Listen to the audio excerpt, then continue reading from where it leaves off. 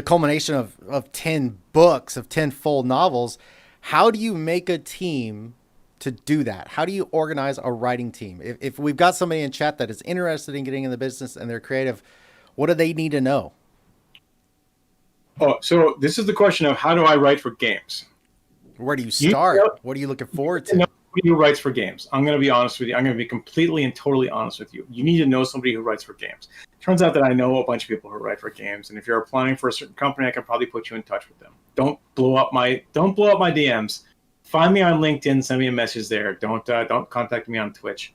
But you get most of your jobs in the games industry or any professional industry through your network of contacts. So what you need to do is you need to go and hang out in forums where people talk about writing games, talk about game lore, write your own fan fiction for games. Seriously. A lot of people sneer at fan fiction, but it's still fiction, right? I mean, David Gerald wrote fan fiction for Star Trek, and then he wrote The Terrible Tribbles.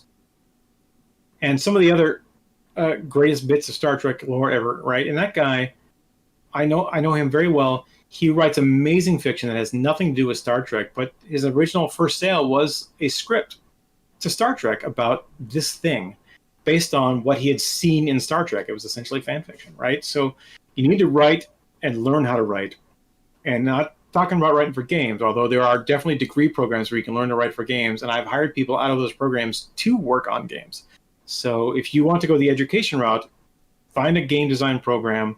They're all over the country. They are a standard curriculum now because it's one of the fastest growing sectors in the world, right? Video games are huge. They're absolutely giant. You need to, if you want to break into the industry, you need to impress somebody with your ability to write and your ability to deliver. And so if you have written some stories and you can show people your stories and stuff that you've written, if you can show them that you're responsible and you're able to hit deadlines and that you are a good worker and not an asshole, not being an asshole is a huge deal because there's a ton of assholes. You're going to find work. You absolutely are. But if you want to talk to me about work, contact me on LinkedIn. That's the one place I will accept these questions, because I know a little bit about writing games. I've written a bunch of them, and if you look at my resume, I've been writing games since 1995. Right, whether it be video games, card games, miniatures games, role-playing games. Right, I've been writing for a very long time. I write novels. I write short stories. As I mentioned earlier, I just wrote some fiction for a board game. I write games. It's what I do. It's who I am. I like to make art. And so if you like making art and you don't care so much about making money, because I will be completely honest with you, it takes a long time to make money in this industry. It takes a long time because it's not, writing is hard. And there are already people who know how to write well, and they're probably going to take most of the easily available jobs.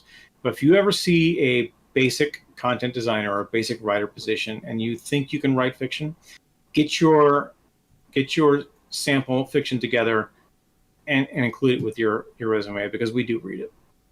And we have hired people straight out of school. We have hired people with no writing experience whatsoever. We've hired people with extensive writing experience and had to let them go because they weren't a good fit. They were writing the wrong kind of stories. Or, I worked with a woman who had come in to work on Ion after I had worked on Ion, and she had worked on every single expansion for Ion, and I had only worked on 2 of them at the time, right?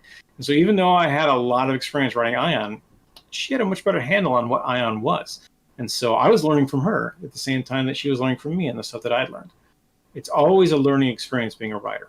You're always finding a new bit of something to add into your toolbox that you'll be able to use later on down the line. I am still recycling story ideas I had when I was in college, which was a long time ago.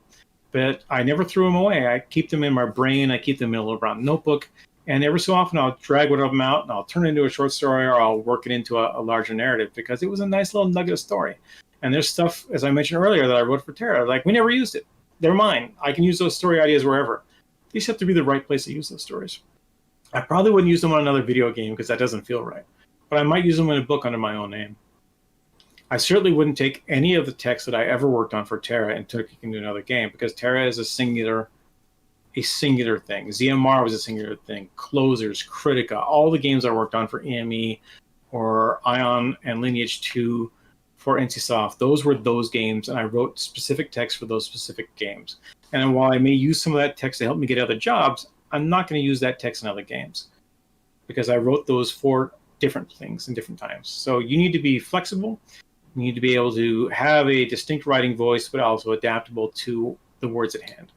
For example, a lot of the writing I did for Terra wasn't rewriting Korean text. It was adapting Korean text. It was smoothing it into a more Western mindset. And a lot of times I just left the text the way it was and just fixed the grammar, right? Korean is a very different sentence structure than what I've got now, than what we have in English. And Darth Pika here and I have worked extensively on a bunch of games, right, where we didn't change all that much at all. But sometimes we changed a lot. And it turns out that not changing that much at all is the right response. Don't change things you don't have to change. Just make it better. Sometimes we do make changes and they come back to bite us in the butt. Like We absolutely do. pacing.